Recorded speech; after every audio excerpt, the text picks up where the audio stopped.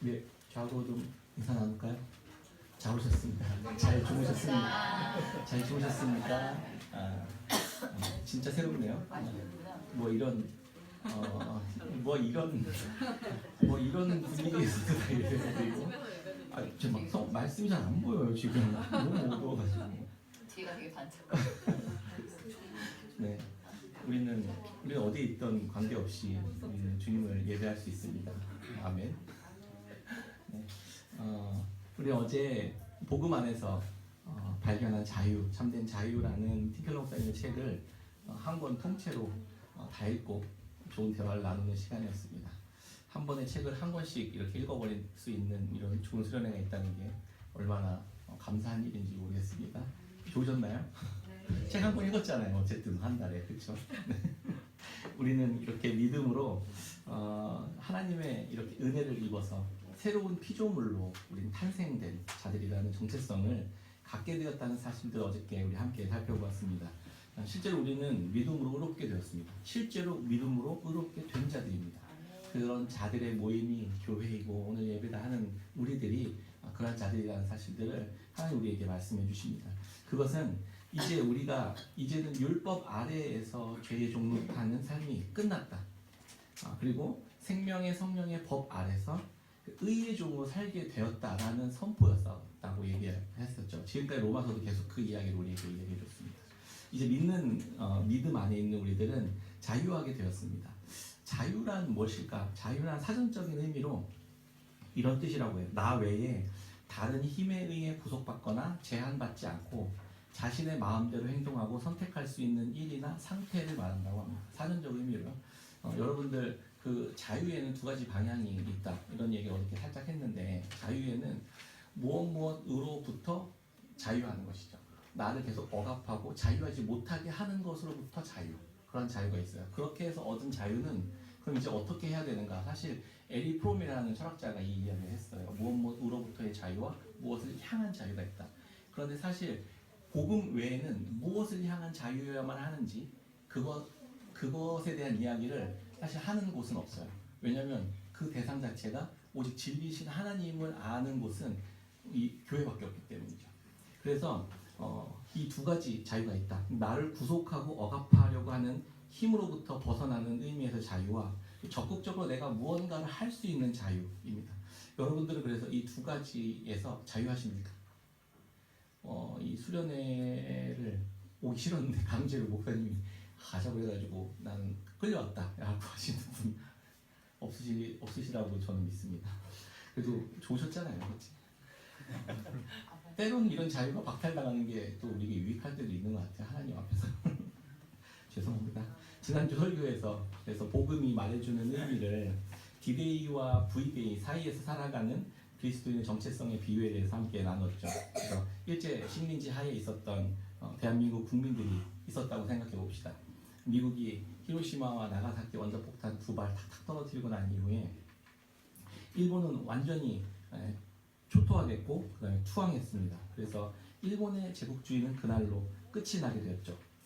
그래서 우리는 우리 밖에서 벌어진 밖에서 벌어졌었던 어떤 일이 우리로 하여금 일본의 억압에서 벗어날 수 있게 해주는 기쁜 소식이 되었던 것처럼 우리도 똑같습니다. 우리는 그 힘에 바깥에서 일어났던 어떤 일에 의해 내가 자유하게 되었던 것처럼 복음과 구원도 이와 똑같습니다. 내 바깥에 있는 하나님의 은혜로 근원적으로 우리를 억압하던 악한 죄와 힘과 그런 사망의 세력으로부터 우리는 자유케 된 것이죠. 예수님에 의해서. 그런데 복음은 거기가 끝이 아니라 이제 그렇게 얻은 자유로 그럼 어떻게 할 거냐에 대해서도 우리에게 질문합니다. 무엇 의로의 자유를 어떻게 사용할 거냐에 대해서 가르쳐주고 있는 게 바로 로마서 이야기라고 할 수 있는 것이죠. 그래서 죄의 종으로부터 자유롭게 되었고 다시 내가 적극적으로 의의 종으로 살아가기로 결정하는 그러한 것까지 우리가 지금 구원받은 자로서의 삶의 모습이 그렇게 살아가야 된다라는 이야기를 하고 있는 겁니다. 바울은 우리의 신분이 그래서 예수 그리스도의 십자가 사건을 통해서 죄와 사망의 종노릇하던 삶에서 이제 하나님의 의의 종으로 살아가는, 적극적으로 내 자유를 이렇게 살아가는 자들로 변화되었다고 선포합니다. 로마서 7장 6절이 이렇게 이야기합니다. 이제는 우리가 얽매였던 것에 대하여 죽었으므로 율법에서 벗어났으니 이러므로 우리가 영의 새로운 것으로 섬길 것이요 율법 조문의 묵은 것으로 아니할지니라. 네, 이렇게 말씀해 주는 것이죠. 그래서 어제 우리가 같이 나눴던 책에서 변화된 그리스도인들의 실생활에서 삶에서 그 복음이 어떻게 드러나고 적용되는지를 살펴봤습니다. 그래서 어제 참석하지 못하신 분들을 위해 살짝 또 욕전 정리해드리자면 우리는 한 명도 나고 하는 사람이 없어야 되기 때문에 잊어버렸던 분들 계시다면 한번 다시 리마인드하는 생각으로 한번 들어보시면 좋겠습니다. 우리 인간은 본성적으로 마음 한껏 부풀어 오른 풍선과 같은 존재다. 그게 교만한 상태다라고 이야기했었죠. 그래서 그 모습은 공허함과 고통과 분주함과 나약함의 모습으로 드러납니다. 그렇죠? 이게 1장에서 했었던 이야기잖아요. 인간은 하나님을 떠났기 때문에 그래서 늘 공허하다. 그래서 하나님이 아닌 다른 것들로 우리 마음을 계속 채우려고 한다는 것이죠. 그런데 하나님 외에 다른 것으로는 안 채워지는 것입니다. 그래서 우리는 늘 인정받고 칭찬받고 무언가 관심받고 싶어 합니다. 그래서 그게 채워지지 않으면 견딜 수가 없는 것이죠. 그래서 거절당하고 외면당하고 스스로 소외감도 느낍니다. 그러지 못하면 또 견디지 못하는 것이죠. 그래서 늘 고통스럽습니다. 사람들의 주의를 끌기 위해서 구독과 좋아요를 받기 위해서 우리의 삶은 너무나도 분주합니다. 그래서 나약하죠. 한껏 이렇게 부풀어 올랐던 풍선은 더 커 보이기 위해서 더 나의 모습을 부풀리기 시작하고 때로는 어느 순간 모든 것이 다 사라지고 바람 빠진 풍선처럼 느껴지기도 하는 것이죠. 그게 인간의 존재라는 것입니다. 그렇게 하나님을 떠난 인간이 스스로 구체적인 삶을 살 수 없을 만큼 나약한 존재였다라는 것들을 우리가 살펴보았습니다. 종노릇하는 그 옛 사람의 모습, 그에서 이제는 우리는 진정으로 자유로울 수가 없게 되었던 것입니다. 우리가 왜 선한 일을 하죠? 왜 결혼식에 참여하고 왜 장례식에 참여하죠? 정말 그것들을 즐거워하고 기뻐하고 축하해주기 위함이지만 사실 더 깊이 생각해보면 그 사람과의 관계 때문에 사실 참석하는 거일 수도 있어요. 그 사람의 나에 대한 평가와 판단 그리고 관계 때문에 사실 참여하는 일들이 사실 마음속 깊은 곳에는 있지 않습니까? 그게 우리들의 모습이라는 것이죠. 사람들의 그 평가와 판단 이런 것들에 대해서 지나치게 연연해하는 것을 보게 됩니다. 신앙생활도 마찬가지예요. 왜 말씀에 순종하고 하나님께 잘 보이려고 신실하게 보이려고 왜 열심히 합니까? 때로는 우리 마음속 깊은 곳에는 이렇게 하지 않으면 하나님께 잘못 보일까 봐, 하나님의 진노를 받을까 봐, 하나님 싫어하실까 봐 하는 행동들이 마음속 깊은 곳에는 있었던 것을 우리가 인정하지 않을 수가 없죠. 저도 마찬가지입니다. 그래서 이 선한 일을 하고 열심히 하는 이유가 그래서 오히려 교회에 독이 될 때가 너무나도 많은 것이죠. 왜냐하면 나는 이만큼 했는데 옆에 있는 사람들을 보니까 나만큼 안 되거든요. 그럼 판단하고 정죄하고 내가 우월감을 갖고 이 사람 깔아뭉개는 이런 일들이 교회 안에도 여전히 있었다는 것입니다. 그래서 풍선처럼 부풀어 오른 교만한 상태에 있는 사람들, 이것이 다 율법 아래서 죄와 사망의 종노릇하고 있는 상태라고 이야기해주고 있었던 겁니다. 육신을 따르는 자라는 표현으로 쓰기도 합니다. 그런데 바울은 자기 스스로를 인간의 본성의 특징을 가진 자가 아닌 새로운 정체성을 가진 자라고 소개하잖아요. 그러면서 예수 그리스도 안에서 새롭게 된 자, 정체성을 가진 사람은 더 이상 사람들의 평가와 판단을 신경 쓰지 않고 살아갈 수 있다는 것입니다. 더 이상 착한 척 할 필요가 없습니다. 더 이상 뭔가 신실한 척 해야 할 필요가 없게 된 것이죠. 그래서 나는 죄인 중에 괴수다라고 선포해버리는 것입니다. 더 놀라운 것은 내가 철저히 죄인이라고 고백하면서 자신이 죄인이라는 사실과 내 정체성을 연결시키지 않았다는 것이죠. 우리가 다시 한번 생각해보면 이게 너무나도 중요한 사실이라는 걸 알겠죠. 나는 죄인이라는 사실이지만 그건 사실이지만 나의 정체성을 내가 평가하는 최종적 판단을 내리는 일에서는 그걸 하지 않고 그걸 하나님께 맡겼던 바울의 모습을 볼 수 있는 것입니다. 그게 복음이 우리에게 주는 자유라는 것이죠. 거기에서 우리는 자유함을 얻을 수 있다는 것입니다. 구약의 제사를 통해서도 우리가 의롭게 되는 것이 어떤 의미인지 지지난주에도 함께 나눴죠. 흠없는 짐승을 데리고 가서 제사장 앞에서 우린 제사를 지냅니다. 구약의 이스라엘 백성들이 그렇게 했죠. 짐승의 머리에 안수를 합니다. 나의 죄는 그 짐승에게로 전가되고 왜 흠없는 짐승이었냐면 그 짐승의 흠없음이 나에게 전가되기 때문이에요. 이걸 바꾸는 거예요. 그게 제사거든요. 오늘날 이 제사는 뭐라고 했죠? 예수 그리스도의 흠없음이 나에게 전가되고 나의 죄됨이 예수 그리스도께 전가되는 것입니다. 그래서 우리가 의롭게 되었다는 것입니다. 믿음으로 의롭게 되는 것입니다. 이미 그래서 의롭다고 판결받은 자들이라는 사실들을 우리가 믿음으로 받아들이기만 한다면 우리를 의롭다 말씀하신 하나님의 변함없는 그 사랑과 선포가 여전히 우리에게 계속해서 이어질 수 있다는 거죠. 우린 여전히 죄인이지만 우린 의롭다고 판단될 수 있다라는 사실들을 복음은 우리에게 설명해주고 있는 것입니다. 거기에서 자유함이 나옵니다. 그래서 우리는 믿음으로 예수 그리스도의 영이 내 삶의 중심을 장악해버렸습니다. 그래서 죄와 사망의 통치와 다스림에서 벗어난 자들이 되는 것입니다. 그런데 여전히 하나님을 거부하고 살아가는 이 육신 안에 갇혀 있음도 로마서 말씀을 통해 바울은 설명해주고 있어요. 왜 우리가 이렇게 힘드냐, 왜 이렇게 우리가 고통스럽냐라는 부분에 대해서 이야기해주는 것입니다. 그래서 우리는 사람들의 판단이나 내 스스로의 판단이나 하나님의 판단으로부터는 자유받았어요. 그런데 이제는 더 적극적으로 하나님의 의의 법을 그 자유를 행사하는데 놓여져 있는 상태에 놓여 있다는 것을 이야기하는 것이죠. 거기에서 실은이 있는 것입니다. 거기에서 믿음의 싸움은 거기서 발생됩니다. 그렇게 얻은 자유로 우린 다시 옛 자아가 했던 삶을 다시 선택하게 되는 그런 실수들을 또 죄를 범하게 되는 것이죠. 우리 육신 안에 아직 놓여져 있기 때문에.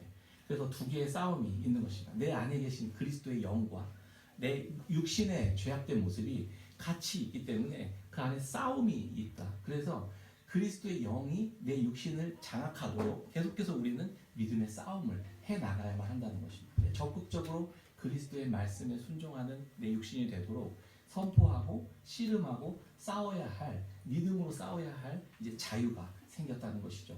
그게 이제 우리가 해야 될 문제입니다. 그래서 이때 바울은 자기 스스로 아주 깊은 죄악들을 생각합니다. 나는 절대로 이 싸움에서 이길 수 없구나 라고 고백합니다. 7장 24절에 오호라 나는 곤고한 사람이로다 이 사망의 몸에서 누가 나를 건져내랴 이렇게 선포해요. 아무도 내가 지금 이 싸움에서 이길 수 없는 자구나 라는 사실들을 고백합니다. 그러면서 바로 이 탄식 이후에 예수 그리스도에 대한 찬양이 바로 이어지거든요. 그러니까 바울은 뭘 생각하는 거예요? 그러니까 내 죄악된 마음들을 깊이 경험하다가 절망 가운데 완전히 빠진 상태에서 다시 뭘 바라보냐면 예수 그리스도를 바라보게 됐다는 것입니다. 그러면서 그곳에서 다시 선포되는 의롭다 하심이 바울로 하여금 자유케 되는 고백을 할 수 있도록 만들어내었던 것이에요. 그래서 바울은 다시 그리스도를 바라보고 절망의 자리에서 예수 그리스도라는 한 줄기 빛을 다시 보게 되는 것입니다. 우리의 씨름은 여기에 있는 것입니다. 이것이 우리가 이 싸움에서 승리할 수 있는 유일한 길이라는 것입니다. 예수 그리스도를 다시 한번 바라보는 것입니다. 여기에서 우리는 고난이 따를 수밖에 없음을 알 수 있는 것이죠. 그래서 이 세상에서 자기를 부인하신 예수 그리스도께 신실하려는 삶에는 그래서 필연적으로 고난이 따를 수밖에 없는 것입니다. 더 이상 나를 풍선처럼 부풀러 올리면서 교만해질 수 없다는 것을 알게 됐기 때문입니다. 사람들의 인정이나 좋아요나 평판이나 이런 것들이 오히려 예수님이 받으신 조롱과 비난과 모함과 수치를 당할 수 있는 곳으로 오히려 가게 될 수밖에 없기 때문이죠. 이 선택을 하면 할수록 그리스도와 함께 그래서 이 싸움으로 인해서 고난을 당하는 것은 장차 우리에게 나타날 영광과 비교할 수 없다라고 바울은 그래서 이야기해 주는 것입니다. 오늘 18절 말씀입니다. 생각하건대 현재의 고난은 장차 우리에게 나타날 영광과 비교할 수 없도다. 우리가 이 싸움을 믿음으로 승리할 수 있는 것은 영광스러움을 바라보는 것입니다. 나의 자유함의 선택을 통해서 우리를 의롭다 하신 하나님의 그 말씀을 믿음으로 이 싸움에서 계속 믿음으로 승리할 때 우리는 승리해 나갈 때 고난을 당하지만 이 고난을 이기는 힘은 하나님이 장차 우리에게 의롭다 하실 완전 최종적 판결에서 의롭다 하실 그 영광스러운 날을 소망하게 되는 것으로 우리가 이 싸움을 승리할 수 있다는 것을 바울은 이야기해주고 있는 것입니다. 그런데 이 싸움이 내 혼자 하는 싸움이 아니라 삼위 하나님께서 함께 싸워주시는 싸움이라는 사실들을 바울은 계속 이야기해주거든요. 8장 26절 이와 같이 성령도 우리의 연약함을 도우시나니 우리는 마땅히 기도할 바를 알지 못하나 오직 성령이 말할 수 없는 탄식으로 우리를 위하여 친히 간구하시느니라.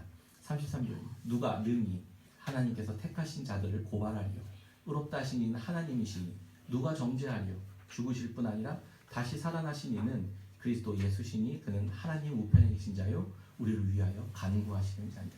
하나님이 이 싸움에서 여러분들의 그 영적인 싸움에서 삼위 하나님께서 함께 싸우고 계시다는 사실들을 우리가 잊지 않았으면 좋겠습니다. 우리를 도우시는 그래서 하나님의 성부, 성자, 성령 하나님의 사랑이 우리 안에 계시고 우리를 위해 기도하시고 철저히 붙들고 계신다는 사실들을 우리가 간절히 소망할 때 우리는 이 싸움에서 승리할 수 있겠다는 것입니다. 이런 자들이 집단을 이루는 것, 이 인식을 가진 자들이 집단을 이루는 것, 그게 교회입니다. 로마서 8장 28절 우리가 알거니와 하나님을 사랑하는 자 곧 그의 뜻대로 부르심을 입은 자들에게는 모든 것이 협력하여 선을 이루느니라. 하나님이 미리 하신 자들 또한 그 아들의 형상을 본받게 하기 위하여 미리 정하셨으니 이는 그로 많은 형제 중에서 맏아들이 되게 하려 하심이라. 또한 미리 정하신 그들을 또한 부르시고 부르신 그들을 또한 의롭다 하시고 의롭다 하신 그들을 또한 영화롭게 하셨느니라. 아멘. 우리를 이렇게 이끌어 가실 것입니다. 우리는 하나님의 아들의 형상을 본받게 하기 위해 택함받은 자들이라는 것을 우리가 잃어버리지 않고 서로를 향해 그것들을 격려하면서 말씀으로 격려하면서 이 싸움들을 승리해 나갈 수 있게 되는 것입니다. 이스라엘 백성들은요 애굽 왕 바로의 종노릇 하면서 430년 동안 살았습니다. 이들은 자신의 힘으로는 도무지 노예의 삶에서 벗어날 길이 없었습니다. 착취당하고 억압당하고 자유는 있었지만 아주 그 바로 밑에서 주는 그날 던져주는 하루하루의 식량을 먹으면서 살아가고 있었습니다. 최소한의 보호와 돌봄을 받으면서 지냈습니다. 그런데 그들은 진정한 의미에서 자유는 없었던 것이죠. 하나님은 이들의 호소와 부르짖음을 들으시고 모세를 보내서 출애굽을 이뤄내셨습니다. 그 애굽의 바울의 왕국으로부터 자유를 얻은 것이죠. 그런데 이스라엘 백성들은 광야에 나갔지만 그렇게 자유를 얻었지만 자기들 힘으로는 도저히 살 수 없는 상황에 처했죠. 그리고 그들에게 주어진 자유는 이제 어디를 위해 사용되어야 될까요? 이제 하나님의 말씀을 따라 약속의 땅 가나안을 향해 가는 길에 자신의 자유를 순종할 때 그들은 온전히 구원을 받을 수 있게 되는 것이죠. 이것과 똑같습니다. 인간은 세상의 나라와 권세와 능력으로부터 우리는 자유를 얻으려고 했습니다. 그래서 막 떠나고 싶어하고 시골로 가고 싶어, 산속으로 가고 싶어하고 나는 자연인이다라고 동경하잖아요. 그러면 다 해결될까요? 그렇게 자유를 얻으면 해결될까요? 그렇지 않습니다. 애초에 우리는 스스로 홀로 존재할 수 없는 자들이기 때문에 허무와 공허와 고통과 분주함과 나약함을 끊임없이 가지고 살아갈 수밖에 없는 자들입니다. 바울은 로마서를 통해서 우리에게 이렇게 알려줍니다. 인간은 애초에 누군가의 종으로 살 수밖에 없는 자들입니다. 사탄과 마귀와 죄와 사망의 종으로 살던지 하나님의 백성의 의의 종으로 살던지 둘 중에 하나밖에 없다는 것입니다. 출애굽한 이스라엘 백성들은 그래서 출애굽할 때부터 하나님의 힘과 능력에 힘입어서 애굽 왕 바로의 권세 아래서 벗어날 수 있었죠. 10가지 재앙을 내리신 것도 하나님의 도움이셨으니까요. 홍해를 가르고 홍해 애굽 명사도 수장시키는 그런 일들을 통해서도 하나님은 보호하셨습니다. 그들 지키셨습니다. 매일매일 만나를 공급하셨고 그리고 메추라기로 고기를 먹이시고 반석에서 물이 나게 하셨죠. 하나님의 도우심의 은혜에 이스라엘 백성들은 늘 종속되어 있습니다. 우리의 삶도 마찬가지잖아요. 내가 열심히 해서 살아가는 것 같지만 사실 하나님의 은혜 가운데 우리가 하루하루 살아간다는 사실을 고백하는 자들이잖아요. 그런데 이제 자신들 스스로 광야로 나아가 보니까 책임질 수가 없는 것. 그래서 이스라엘 백성들을 애굽으로부터 자유하게 하시고 그들에게 자유를 주셨고 그들은 약속의 땅 가나안을 향해 인도하시는 하나님의 말씀에 매일매일 순종하면서 그렇게 애쓰면서 살아갈 수밖에 없는 자들이 되었습니다. 근데 거기서도 죄를 짓고 그들이 또 징계를 당하기도 하고 이런 과정들을 계속 반복하잖아요. 그럼에도 불구하고 결국에는 하나님은 약속의 땅 가나안으로 이스라엘 백성들을 집어넣으시는 분이시라는 사실. 우리가 이 사실을 믿음으로 받아들이고 우리의 삶의 여정도 사실 동일하다는 것을 우리는 알 수 있습니다. 그렇게 하나님은 하나님의 종된 삶을 자발적으로 선택할 수 있도록 우리에게 자유를 주셨다는 사실을 우리가 잃어버리지 않았으면 좋겠습니다. 우리에게 주어진 이 자유를 이제 우리는 어떻게 사용해야 할지 내가 이제 하나님의 의의 종으로 예수 그리스도를 따르는 종으로 살아가야 되겠구나라는 사실도 우리가 같이 기억했으면 좋겠습니다. 세상을 사랑하던 우리는 그리스도의 사랑으로 하나님을 사랑하게 된 것입니다. 그래서 세상은 우리를 사랑한다고 하면서 우리를 구속하고 착취하고 억압하고 망하게 할 뿐입니다. 근데 우리를 사랑하시는 예수 그리스도의 사랑은 자기 자신이 오히려 죽고 망하고 죽음에 이르면서 우리를 살게 하시는 분이시라는 사실들을 우리가 믿음으로 나갔으면 좋겠습니다. 말씀 맺겠습니다. 아이들과 함께 놀이동산에 가면요, 젊은 부부들이 조그마한 아기를 하나 데리고 아장아장 걸어다니는 아기를 데리고 그 유모차나 손을 잡고 다니는, 이렇게 안고 다니는 모습들을 종종 봅니다. 그런데 이 젊은 부부 가족이 가는 모습을 이렇게 보잖아요. 그러면 이런 거 회전목마, 아니면 이렇게 요만큼 올라갔다 내려갔다 하는 무슨 꽃잎 무슨 커피잔 이런 거 있잖아요.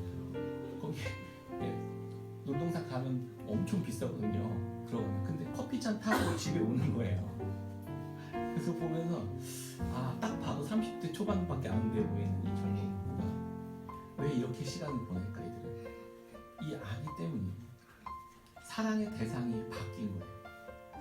그 전까지는 나를 사랑하던 그 사람들이 결혼이란 사랑 안에 공동체에 들어가기 시작하면 나를 사랑했던 사랑의 삶이 이제 옆에 있는 사람을 사랑하고 그 사람을 사랑하는 그 마음과 행동으로 인해서 내 삶이 변화되어지는 것이죠.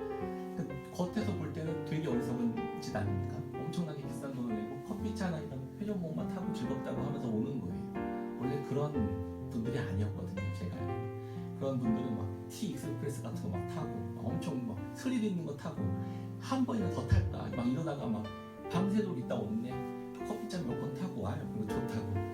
왜 이렇게 사는 걸까요? 사랑의 대상이 바뀌었기 때문에. 이전에는 내 기쁨과 즐거움과 만족이 최고의 가치였지만 사랑하는 대상이 변하면 그 사랑의 대상이 기뻐하고 즐거워하고 만족하는 것이 나의 기쁨과 만족과 즐거움이 되기 때문에 그가 가지고 있는 모든 자유를 다 동원해서 나를 위해 쓰는 게 아니라 사랑하는 자를 위해 쓰기 시작하는 모습을 우리는 보게 됩니다.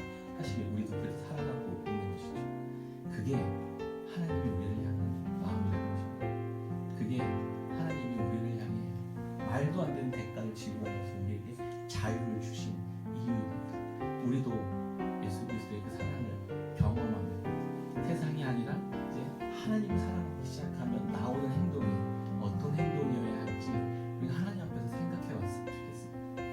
그 젊은 부부들이 하는 행동처럼 때로는 정말 말도 안 되는 행동을 하는 그들의 모습이 그렇게 아름답게 하나님을 사랑하는 자들의 모습으로 드러났으면 좋겠습니다. 그래서 복음 안에 살아가는 자들이 어떻게 살아가는지를 깨끗한 교회 성도님들을 통해서 세상이 알아가도록, 그래서 하나님의 영광이 드러나도록 세상 가운데 사용되어지는 하나님의 귀하고 복된 성도님들이 다 되시기를 주의 이름으로 축원합니다.